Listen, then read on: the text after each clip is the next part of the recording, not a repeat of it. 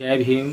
नमो बुद्धाय। साथियों आज हम जिस पाठ को पढ़ेंगे उसमें जो कहानी है वो बहुत रुचिकर है और उस कहानी को सुनकर आपको बहुत अच्छा लगने वाला है। आपको यह कहानी बहुत पसंद आए क्योंकि इसमें बहुत ज़्यादा थ्रिल है, रोमांच है। और रठपाल की पवज्जा का ये पाठ है और रठपाल को पवज्जा लेने में किन कठिनाइयों का सामना करना पड़ा और कितनी कठिनाइयों का सामना करने के बाद भी उसने अपनी जिद नहीं छोड़ी और आखिरकार उसने अपने माता पिता को पवज्जा के लिए मना ही लिया। तो साथियों इस पाठ को पूरा पढ़ते हैं, फिर जानते हैं इसमें क्या है और इस कहानी का जो कि बहुत रुचिकर है उसका मज़ा लेते हैं।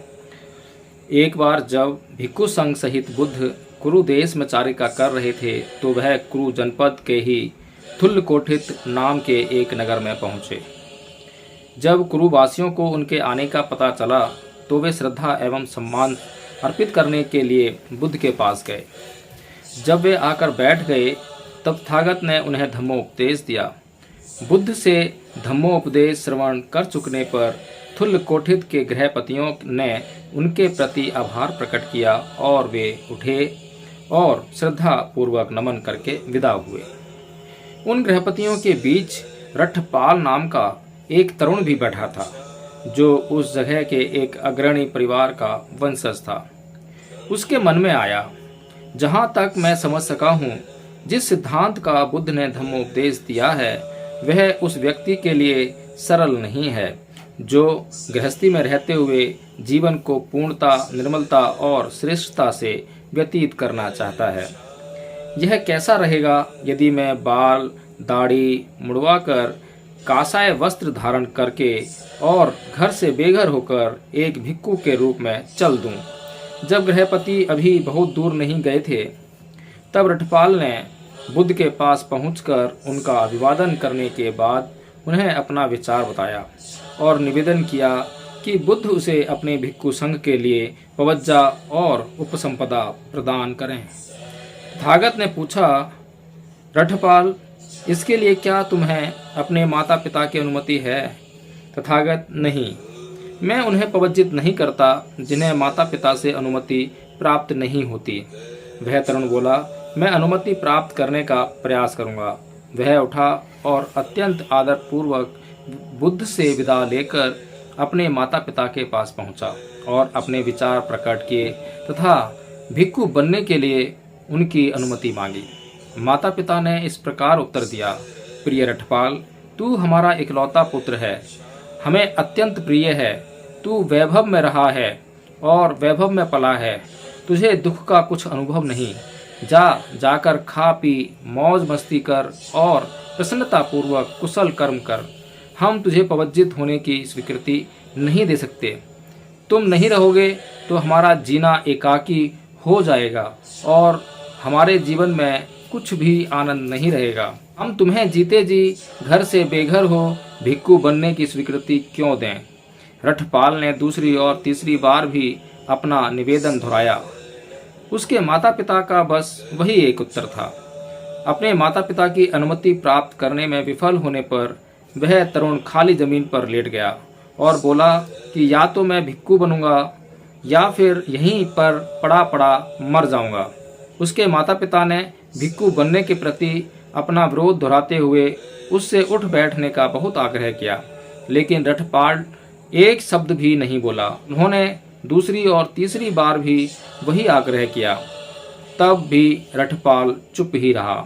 उसके माता पिता ने रठपाल के मित्रों को बुलाया और उनको सारी बात बताकर उनसे कहा कि वे भी अपनी ओर से रठपाल से वही आग्रह करें जो उन्होंने किया था। उसके मित्रों ने 3 बार आग्रह किया किंतु वह एक शब्द भी नहीं बोला। तब उसके मित्र रठपाल के माता पिता के पास गए और बोले, वहाँ वह खाली जमीन पर पड़ा है।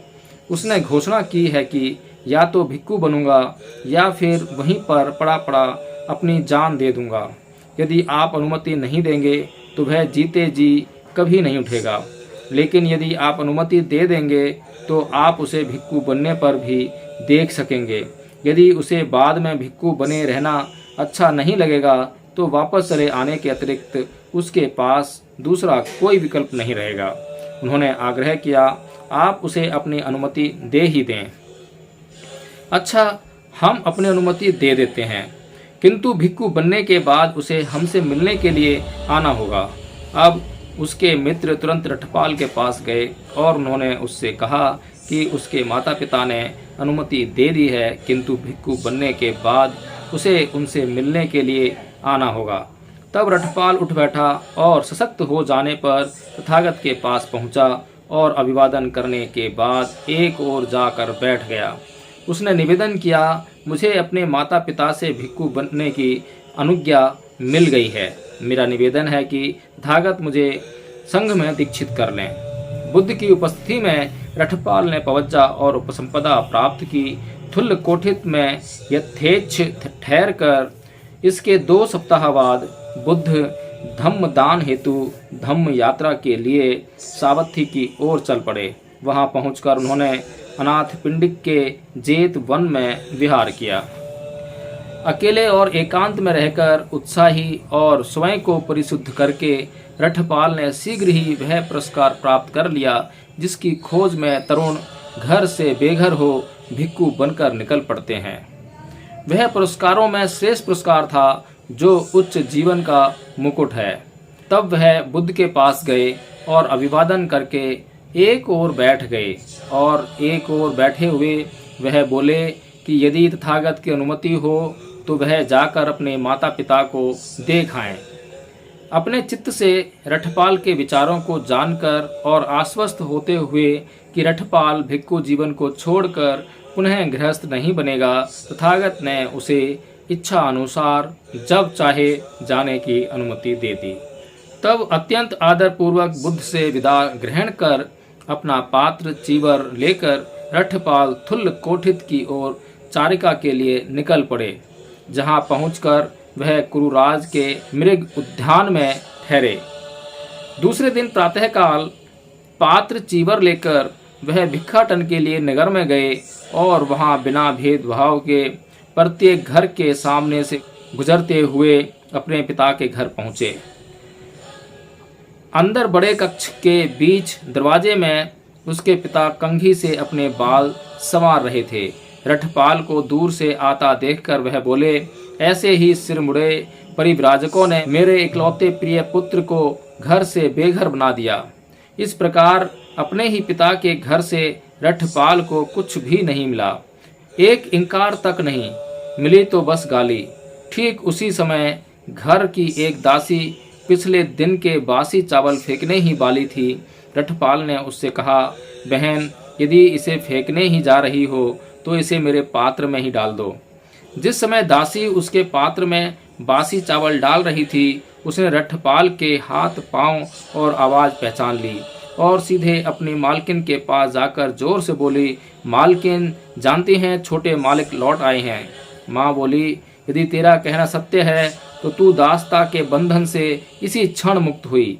फिर वह दौड़ी दौड़ी अपने पति के पास गई और बोली कि उसने सुना है कि उसका पुत्र लौट आया है।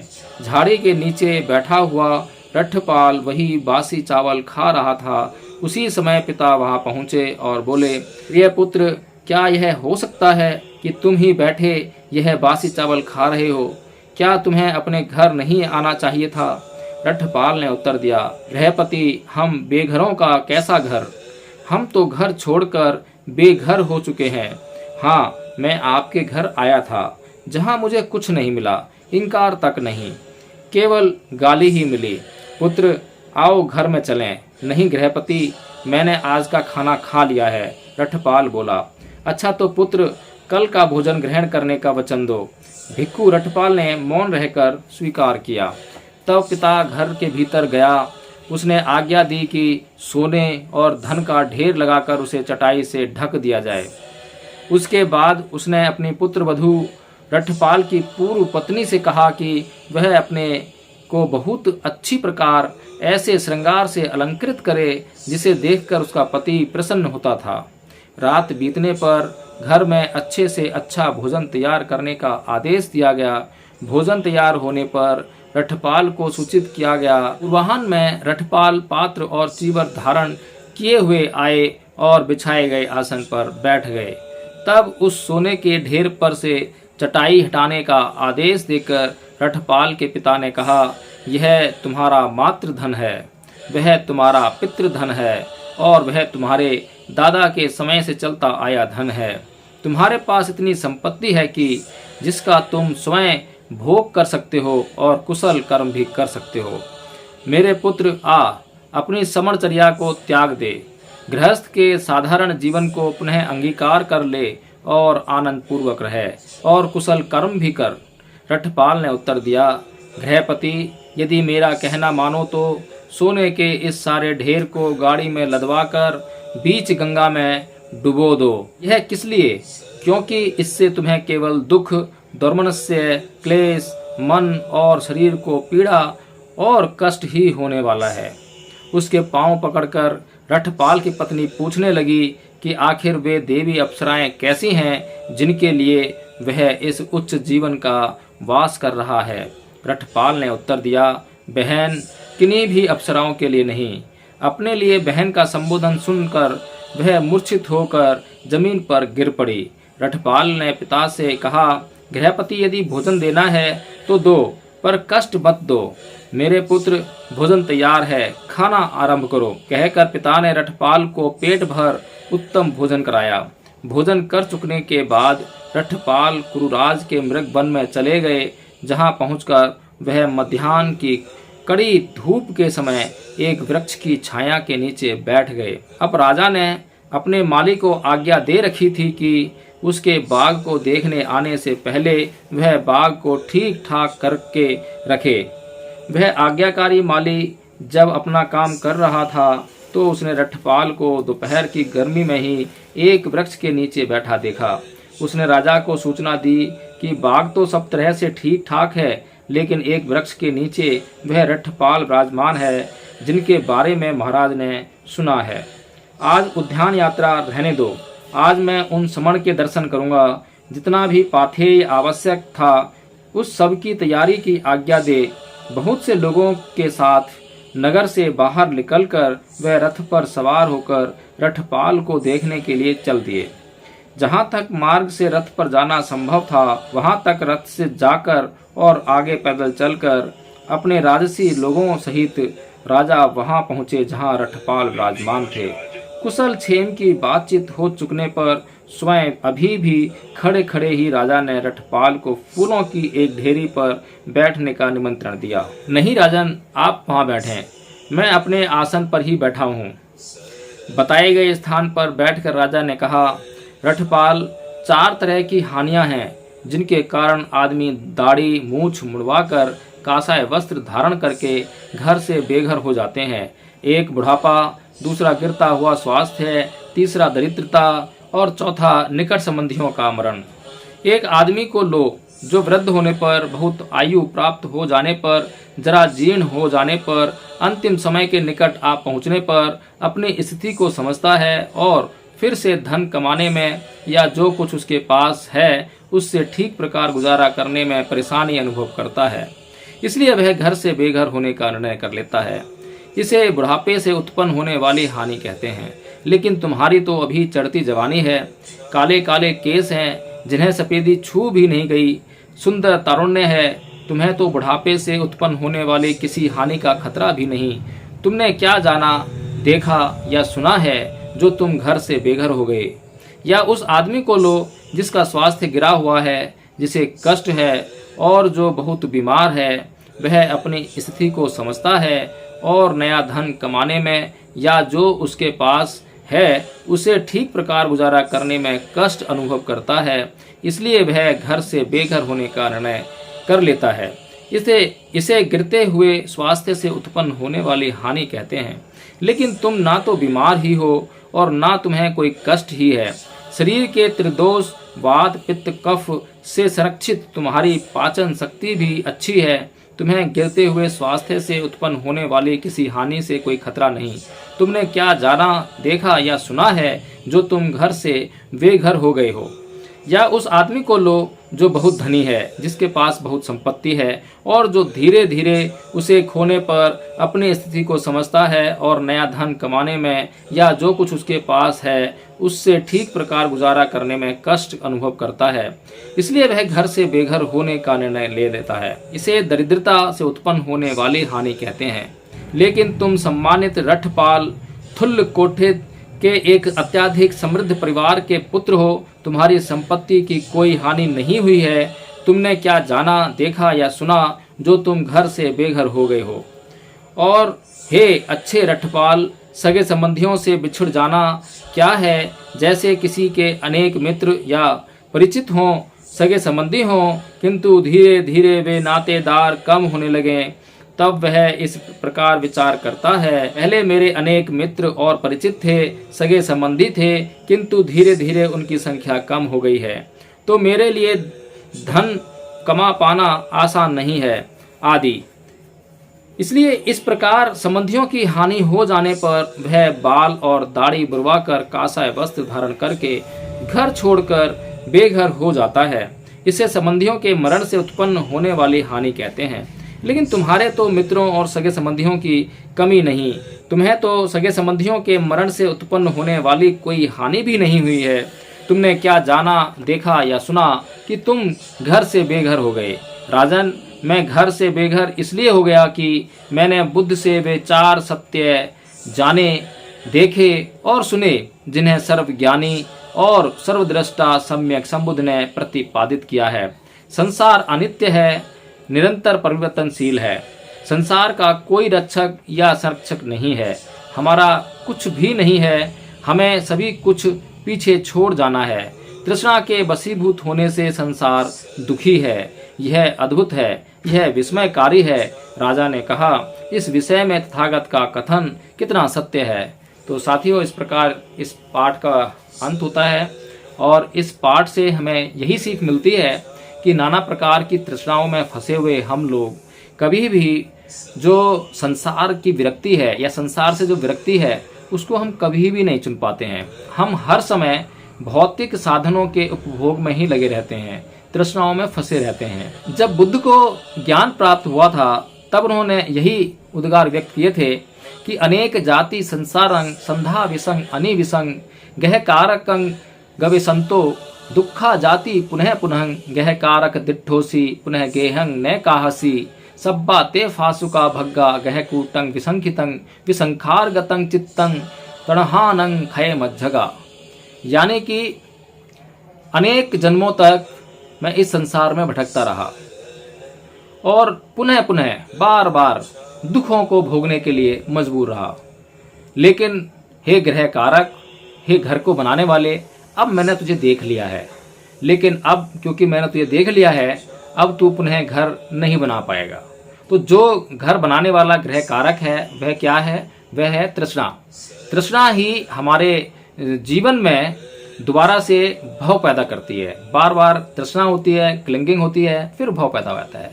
क्योंकि जो प्रतीत्य समुत्पाद का नियम बुद्ध ने प्रतिपादित किया उसके अनुसार तो यही है कि अविद्या पच्चा संखारा, संखारा पच्चा विज्ञान, विज्ञान पच्चा नाम रूप, नाम रूप पच्चा सनायतन, सनायतन पच्चा फस्सो, फस्स पच्चा वेदना, वेदना पच्चा तन्हा, तन्हा पच्चा उपादान, उपादान पच्चा भव, भव पच्चा जाति जरा।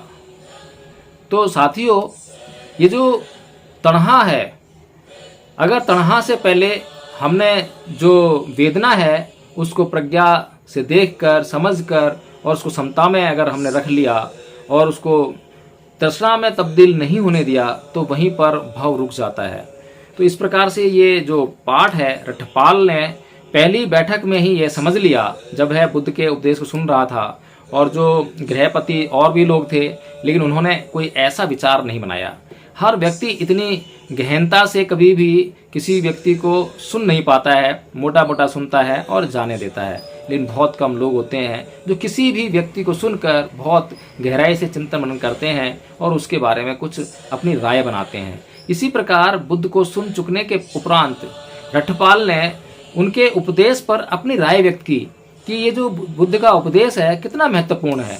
ये तो जीवन का सार है। जीवन और मरण का जो सार है वो तो यही है। लेकिन इसको अगर मैं अपने घर चला जाऊं और गृहस्थ बनकर मैं अपना जीवन जीऊं तो वहां पर इस जीवन में मुक्ति असंभव है।